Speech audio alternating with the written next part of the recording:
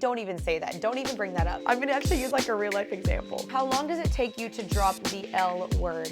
Big no-no, huge red flag. Hello everyone and welcome back to my YouTube channel. My name is Jeanine Amapola. If this is your first time seeing my face, I do faith, fashion, and lifestyle videos here as well as vlog.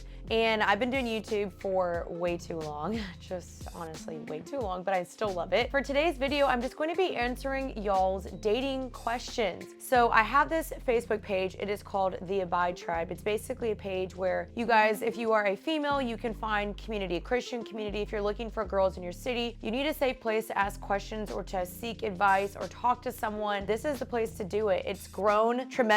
It started during the pandemic, and I recently asked you guys on here, since I chat with you guys here all the time. This is kind of like a little private group for us girlies, and we have each other's back on here. I asked you guys, what are some of your dating questions? And y'all did not hold back. I mean, y'all got some great questions. So I kind of want to just go through these and answer them to the best of my ability. Now, if you're not familiar with my content, I am a Christian, so this advice will be definitely coming from a biblical Christian dating viewpoint, and maybe that's not for you, and that's okay, but maybe you can just listen anyway and hear me out, and I'm curious to hear maybe your thoughts. But some of this stuff might seem absurd. Maybe you seem like this is so extreme. However, I've tried dating the way of non-Christianity and it doesn't work, in my opinion. Okay, that's a little bit of extreme. The way that I've seen other people date, Christians date, the way that I've, sought counsel from mentors, books, podcasts, pastors, and I've seen that way to have brought me so much more life and less confusion, and just it's way more blessed in my opinion. And I just believe there's something around the way that God views marriage and dating, and so that is the viewpoint I'm going to be coming from. So just giving you guys a heads up, so don't be alarmed if you hear me say some things that you're like, what the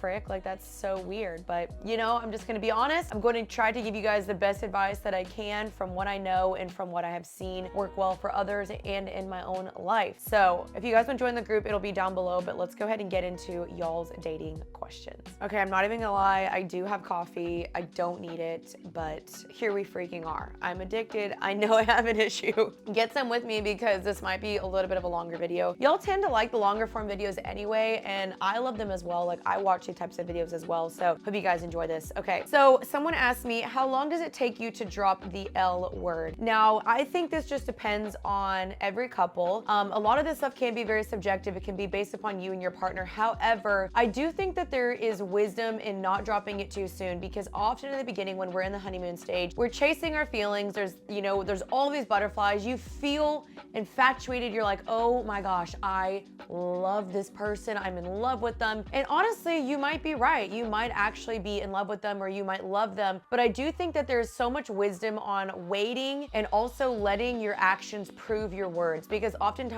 I had this actually happen. One of my exes threw out the L word literally 2 months into dating, and I remember being like, whoa, like that was really fast. And I think it was because throughout time he wasn't really actually able to genuinely prove that he loved me. And love is not just words. Love is actually actions. It's a verb. It's proving that, it's showing that, it's sacrifice. I mean, if we go to what the Bible says, love is kind, love is patient, love does not boast, it doesn't envy, it doesn't hold wrongs against each other. True love never fails. And I believe that you want to give time to really see, okay, I know I do love this person, but there's wisdom in waiting and maybe holding back your words, because sometimes we can, oh my God, I'm so sorry. I literally just thought I saw a bug in the corner of my eye and I was about to freaking burn the whole house down.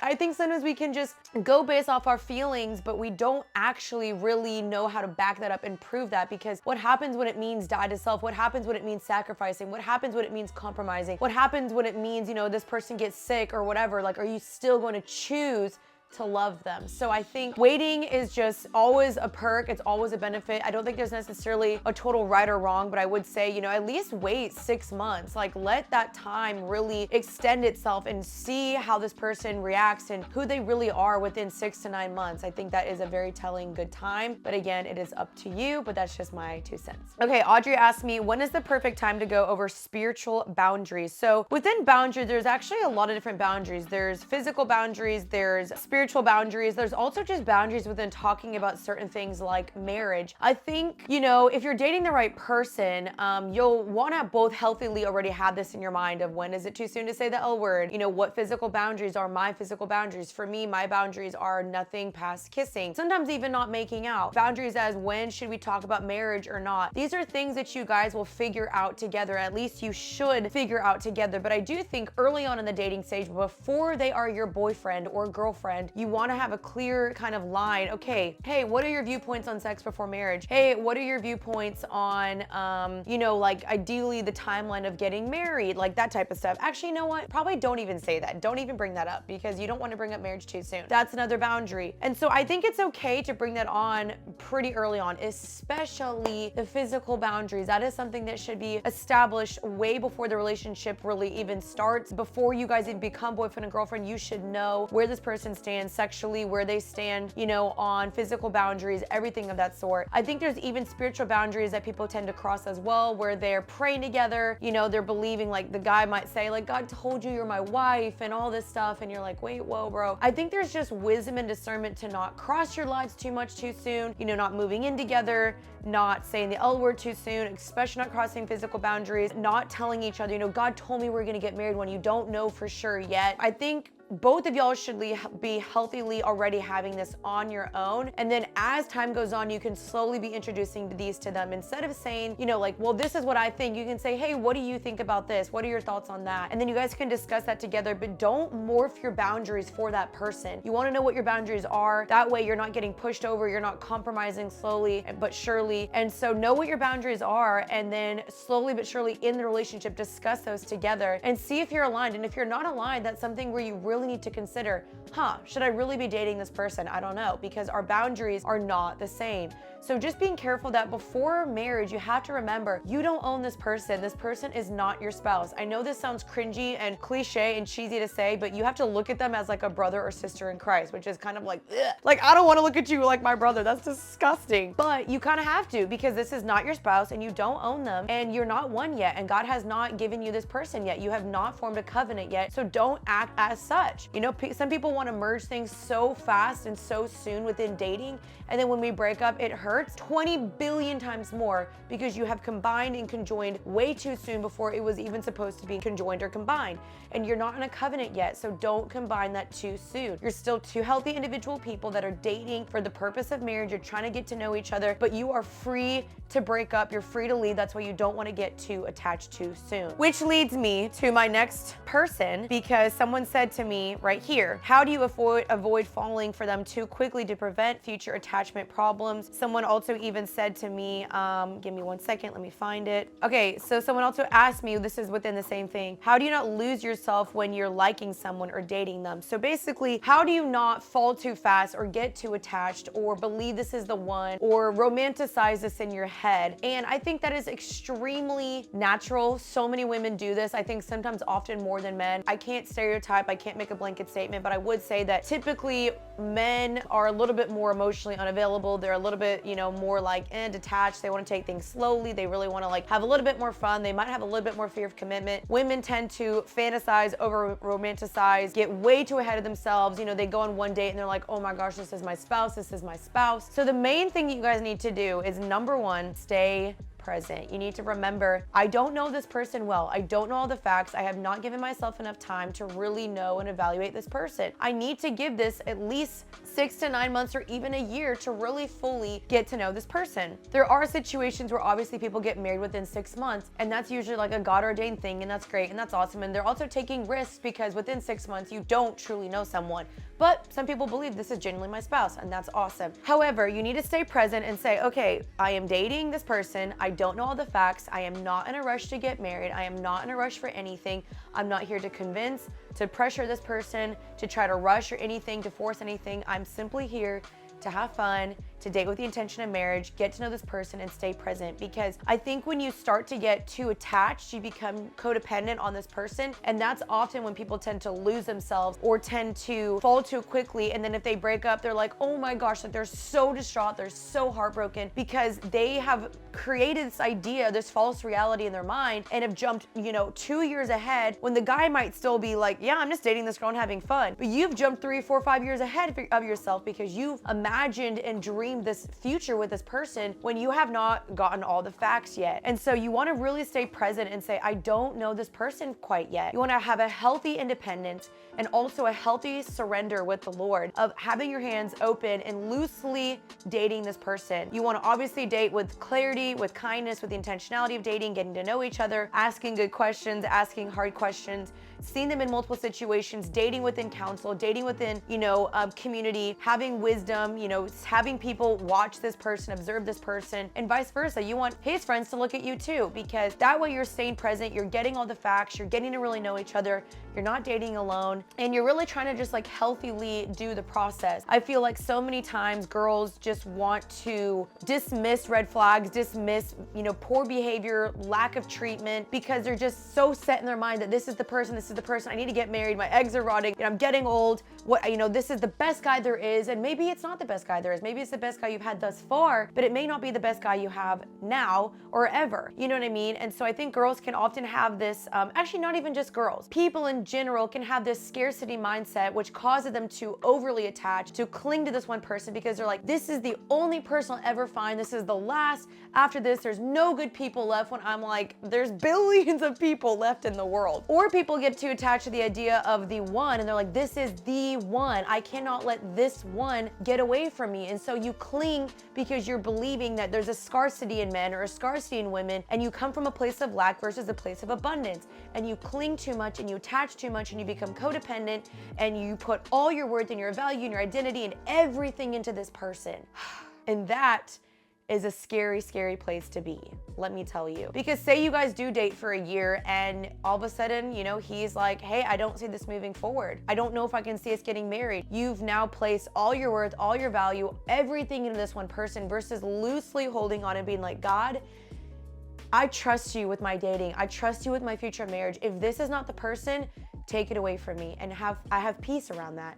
And even though it may suck and it may hurt and it may be painful that you guys broke up or that it didn't work out, I know that sucks.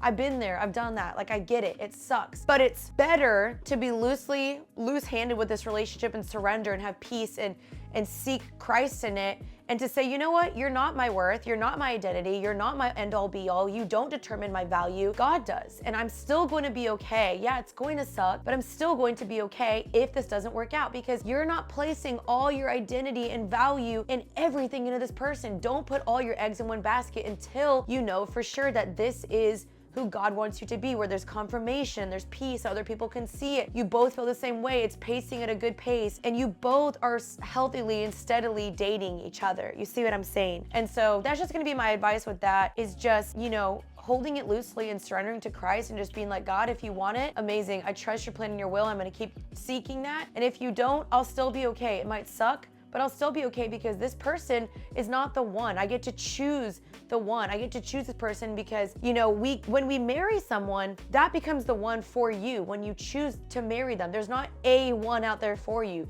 You get to decide who's the best fit for me, what feels the most peaceful, do I feel like God's confirming this, and then choose to love that person for the rest of your life, which is why, like I'm saying, love is a verb. You choose to love them. And so that's just kind of my thoughts on that. So anyway, I hope that makes sense, and let's move on to the next topic. Okay, this is a great question. Is a man from a troubled past a red flag, even if now he is a believer? So I'm going to just go ahead and say I have dated men that have had very quote unquote troubled past. And I'm even someone that has a troubled past. So I'm not going to go into a relationship judging the person, being like, I can't believe you did that. So the thing is, when you're dating someone, either, they need to have the same viewpoint as well when they're dating you. If you have a quote unquote troubled past, I don't even know what to define that as a troubled past, but maybe they had a life of partying or, you know, addictions or hooking up with several women or whatever. Like maybe they do have a different past before they were walking with Christ. I don't think that needs to be a red flag. What I'm more concerned about is how long have they been healed? How long have they been set free? How long have they been walking with Christ? How long have they broken that addiction? Who now is pouring into their life? Are they now walking with Christ? Are they in church? They have community? Do they have people pouring into them? Who's holding them accountable now? Where are they getting their wisdom and counsel from? Are they involved in a church? They have other godly men they're doing life with. And you know, how long have they been set free? Now there's a difference between a man that maybe a month ago is like, yeah, I just gave my life to the Lord and I used to be a sex addict and I used to watch a ton of porn and I partied a ton and I just hooked up with a girl maybe a month ago, but now that the Lord set me free. That is someone that I would personally not recommend getting involved in. However, if there's been consistency in his patterns, we do not date off of potential, we date off of patterns. If there's been a consistency in his patterns of healthily dating, getting healthy, he's gone to counseling, he's sought counsel, he's been free, he hasn't been back to his addictions, he's not consistently caving into his old habits, his flesh, feeding his flesh. He's not, he sees the value in following Christ and he understands the gospel. That is a man that you want to seek, that he has been set free for a period of time and his patterns are showing that he's not consistently falling back. Because even though a man could be like, yeah, no, I'm done with it, if his actions are not showing that, then you don't want to marry or date that man. Because just because you get married to him doesn't mean everything's going to get solved. It doesn't mean everything's going to wipe away. If anything, it amplifies it even more and it exposes it even more. And so you want to date a man that has been consistently working on these, consistently becoming free, and vice versa for you too. I wouldn't recommend you date someone if you still have addictions or hangups or hurts or heartbreaks or all these, things in your life that you're still working through. Now, it's not to say that you still can't be loved. It's not to say that, maybe you do have some problems still, that you're still dealing with some sin. It's not to say that you can't still date someone because of that. Everyone is technically still a sinner and we still choose to love the person and date them. However, if you really have like a major sin or addiction or something that's going to prevent a healthy marriage or relationship, that's something you do not want to marry, and you also don't want to be that person for someone else. And so that's what I would like to know. Okay, how long have you been walking with Christ? How long have you been set free? What is the last 6 months to a year looked like for you? And if he really hasn't had a good track record, I would wait. I would say, hey, I don't really feel comfortable dating you at this point. I'm still interested. It's not to say in the future that this couldn't work out, but I do think that you need to have more time on your own before getting into a relationship. So I'm gonna kind of let you go and do that. I'm going to continue to do my thing. And hey, maybe in 6 months to a year, we can touch base if I'm still single and we can talk through this. And that's kind of what I would say. And I've actually done that to people before. And I've even done that to men too, where I've been like, I'm not healthy right now. I need time alone. I need time with God. I'm on a dating fast. I don't feel like I could be my best self for you right now to be a healthy partner. So I'm just not going to talk to you for the next 40 days or whatever the case may be. The thing that we need to understand is just the gospel. If someone is consistently holding your past over your head, they don't understand the true gospel. That is a person that does not understand redemption and grace and the gospel. And that's not someone I personally would want to be involved in.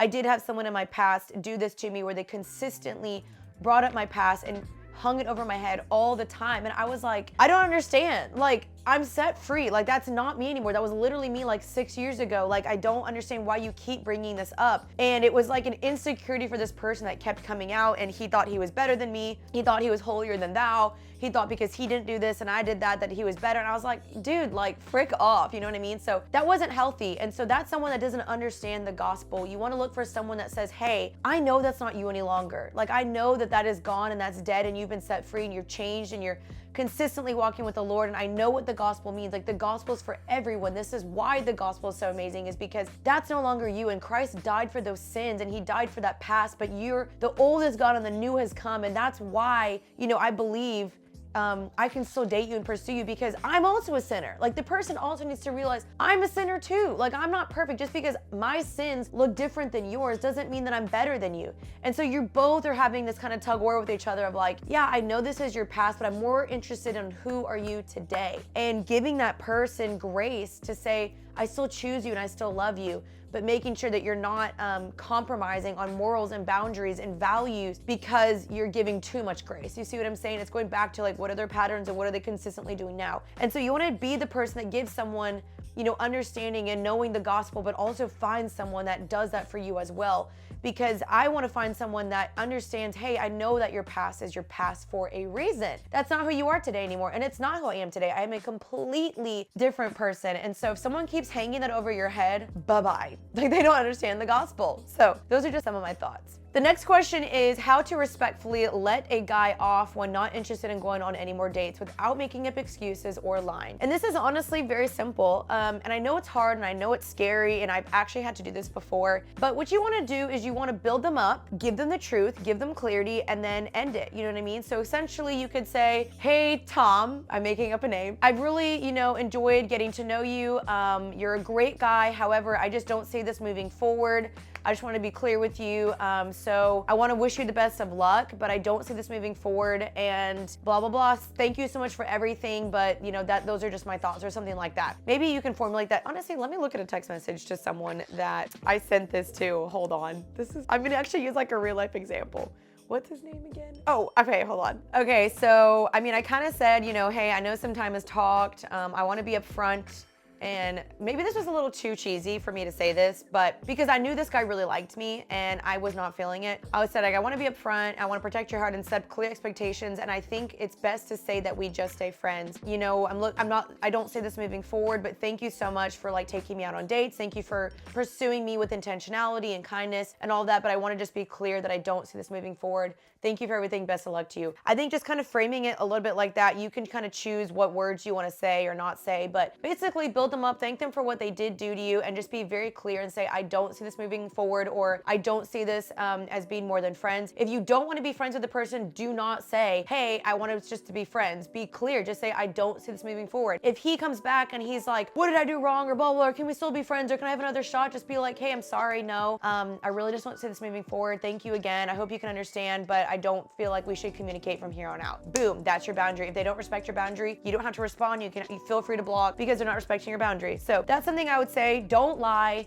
Seriously, do not lie, because the truth always comes out in the end. So just say, be honest, just say, I don't see this moving forward, or I just don't see you more than a friend. Okay, the next question is, how do you know if you should continue seeing someone or not? How to balance using heart versus mind? How to know if he's God's best for you versus being too picky / searching for perfection in someone else? And I really do think this is an incredible question. I think it's something that people wrestle a lot, and I think these are just my 2 cents. So I think you should continue to see this person if, number one, there's peace. The Bible talks about God as a God of peace. I believe that God shows you and guides you within peace. So if you feel like there's peace, then you should continue to kind of keep seeing it. If there's a lack of peace, if there's like a wrestling or an anxiousness, or you just simply when it comes down to it, if you feel scared, or I don't really know if I really like this person, I don't really feel peace about marrying this person, maybe you should break up. And again, it's hard for me to speak to everyone's situations, but I know in my past relationships that didn't work out, there was always a lack of peace. And I think that is very telling, that the Lord's basically showing you with a lack of peace, this is not your person, because if God has someone for you, he's always going to show you in the form of peace. Secondly, obviously you want to use some discernment, but basically, like I said, dating within community. So dating within community helps you make decisions. You want to always be, processing through people, maybe not too many people because you're getting too many opinions, but go to someone that's safe. Go to a mentor or a parent or a best friend that you trust, that has wisdom, that they're not also having poor dating habits, but kind of ask them hey, what do you think about this? Maddie and I always bounce things off of each other. Hey, what do you think about this? What do you think about that? And we give each other wisdom and counsel. And we also seek counsel from older people that were like, hey, I don't know if I'm seeing this right. Am I crazy for thinking this? And then we can have them be like, you're being crazy there, or no, you're not being crazy there. And then also I would say, you don't want to just follow your feelings. Now, if your feelings are constantly telling you just kind of I'm in love with them and I'm in love with them, kind of what I was saying, this over infatuated feeling, but you don't really actually genuinely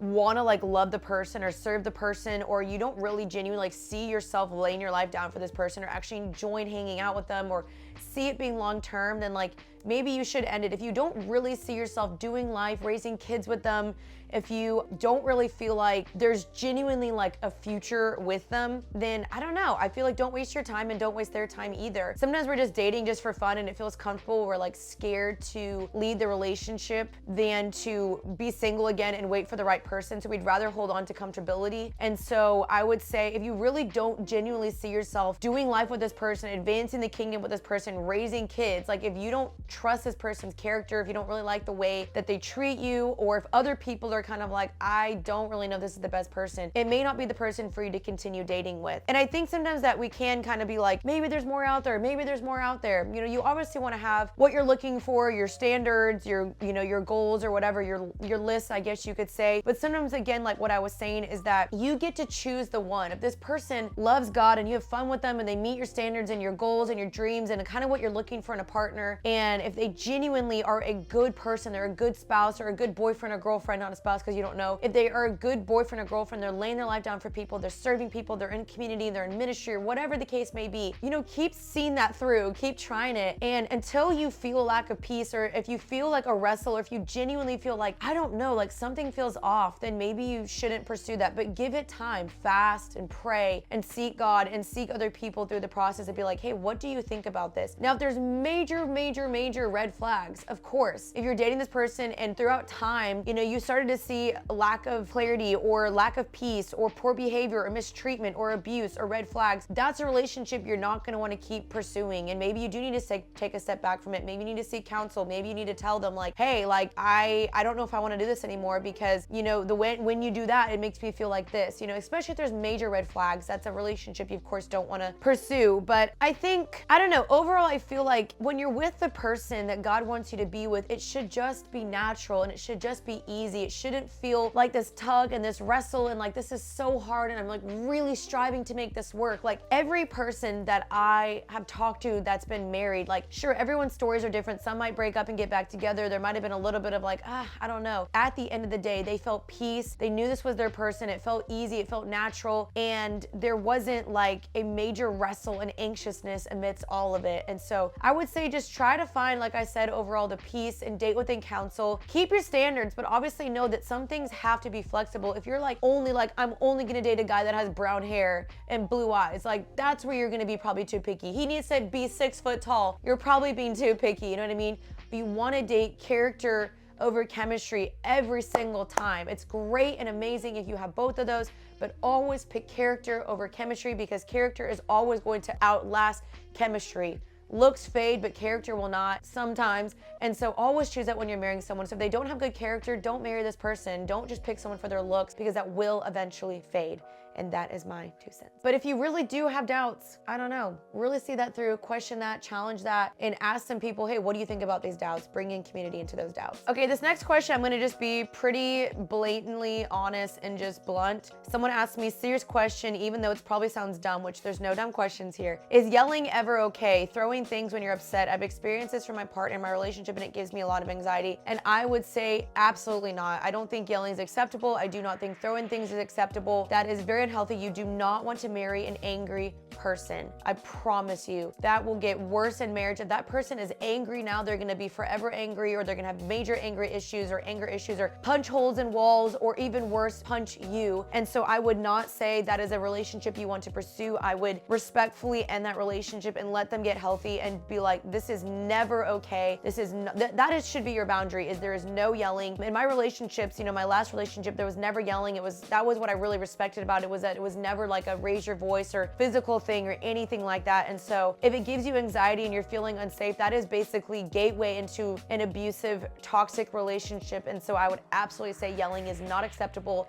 I don't care what your parents did. You have the choice to make your own relationship and to end that. And so just because your parents yell doesn't mean you have to yell. And even if the partner is being like, well, this is just what I'm used to. Okay, sorry, I don't give a frick what you're used to. Like, we're in a new relationship now and yelling is not acceptable. So I would absolutely say throwing things, yelling things, big no-no, huge red flag. Another question someone got me is, how do you know when to bring up serious conversations like marriage? Now, again, this is something that comes with time, with security in the relationship. You know, you want, again, like I said, give this some time, whether it's 6 months, 9 months, a year, whatever. But eventually you both want to know, are you dating with the intention of marriage? So make sure you're not dating a guy that's like, yeah, I just want to have fun forever. And you're just like, then why the frick am I here? So that's something you want to kind of know ahead of time, is like, is this guy even dating for marriage? And I think a good man, again, will lead with clarity and intentionality and honesty and kindness, and he'll let you know like, hey, I am dating with the intention of marriage. This should be something that honestly you shouldn't have to bring up or be like, so like, when are we getting married? Like, this is something that I believe that the man should lead in. And I go hot take, that's a hot take. People are gonna be like, what the heck, girls can do it too. Sure, you could ask me, you could you could ask him in like 6 to 9 months or 9 months or a year, whatever, hey, I just want to know, we've been dating for 9 months. I just want to know, what are your intentions with me? And see what he says. And if he says, yeah, I just want to keep dating, then you can be like, well, to be honest, I'm actually looking for someone that, wants marriage and is looking for marriage. And if that's not you, respectfully, I will be ending this relationship and looking for someone that actually wants marriage.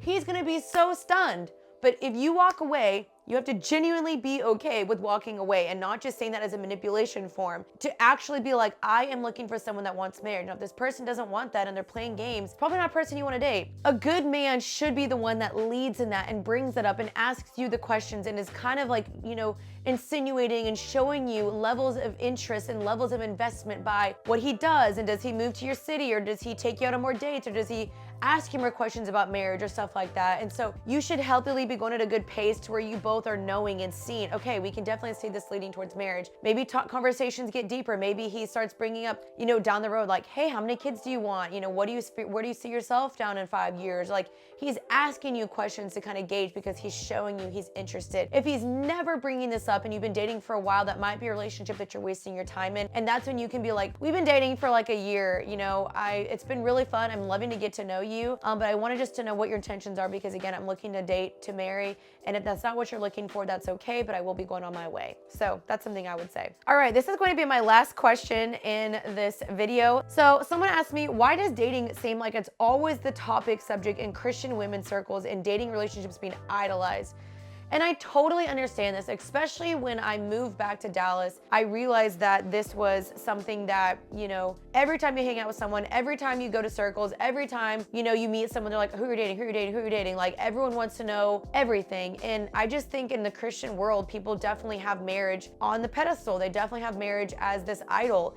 And it's absolutely true, but I think that often people believe that marriage will complete them, that when they get married, that's when their life starts. If they get married, that's when finally they'll be happy, or finally their walk with Christ begins, or finally they can accomplish all these things, which I just believe is a lie. I don't believe that's true. I do believe that you can accomplish everything you want to single. Now, it would be greater and better if you could do that with a person, because I believe that, God brings two people together to advance the kingdom. So it's like, hey, who do I want to advance the kingdom with together? I think we could build the kingdom even better and greater together, you know what I mean? And so I just think that innately we all desire to be loved and to be known and to belong somewhere and to have that partner. And I know I want that. I want to be married. I desire marriage. I want to have kids. And it might be an idol oftentimes, because that's something I've wanted since I was a little girl. And so we have to constantly check our hearts, because I do believe we make it an idol, and I do believe we put it on a pedestal. And I think that's where you just have to have your heart checked to be like, am I making this an idol? If I were never to get married, would I still be okay? Is Jesus still enough for me? And that's something we should all wrestle through. That's something we should all ask Christ. That's something we should all be like, God, I'm terrified, but however, I trust you. And I think it's just a trendy thing. It's a fun thing to talk about. There's so many dynamics within dating that are fun to talk about. I know I love talking about it. So this person's not wrong. However, I just think that's kind of like a fun thing to talk about. But I don't know. I also don't think it's an unhealthy desire. I really think that marriage is something that God gives us and God uses to represent, the bride and the church, and something that, God designed for us to have. Now, will everyone get married? No, but I do think that there's nothing wrong with the desire of marriage. But of course, some people make it way more in an idol than they should. And so it can become quite unhealthy sometimes. So I think there just needs to be healthy checks within that all the time. And I think it's something that's okay to have in your circle, because we need to encourage each other. We need to be doing life together. We need to be doing community with each other, talking about dating, so that our friends feel encouraged and like they're dating the right person, and they have support within dating the person. And so I think that's probably why people talk about it a lot, because not a lot of people know how to date well. Not a lot of people know how to do it well. Not a lot of people are really sure how to go about the dating process or marriage process. And there's so much nuance and factors and variables within dating and marriage that can go horribly wrong if we don't talk about it, and if we don't open up about it, if we don't help each other. So I think that's why there's so many resources, because dating and marriage can be confusing. There's not a lot of talk about dating in the Bible. So we're all here just trying to be like, let's talk about it. Let's help each other out. And so yes, it can be idolized, and that's something we need to make sure we're not going too crazy on. However, I think it's still something that's healthy to be open and honest about and still talk about. Okay, you guys, those are all my thoughts on Christian dating and just some of my advice. Please let me know if this helped you guys out. I hope it did in any shape or form. So thank you guys for listening. Now, if this is something that was a blessing to you, please share it. I'm hoping that this is a good resource to other people. You can feel free to DM me any questions. You guys tend to DM me a lot of your dating questions already. And so I try to help you guys out. However, I'm not an expert. I'm not like a, love guru or anything anything. I'm just doing the best I can as well in this crazy world. And so I hope this was a blessing. If this was helpful, give me a thumbs up, subscribe, comment down below what was beneficial for you guys to hear. And I'm curious to hear y'all's thoughts down below, or even what, you guys liked from this. And so thank you guys for watching. Subscribe if you're new here. I post every single Monday, and I love y'all. You can check out my podcast down below, as well as my Instagram. You guys can DM me there. It is Jeanine Amapola. And I'll see you guys next Monday for another YouTube video. Peace out, Girl Scout. Bye, guys.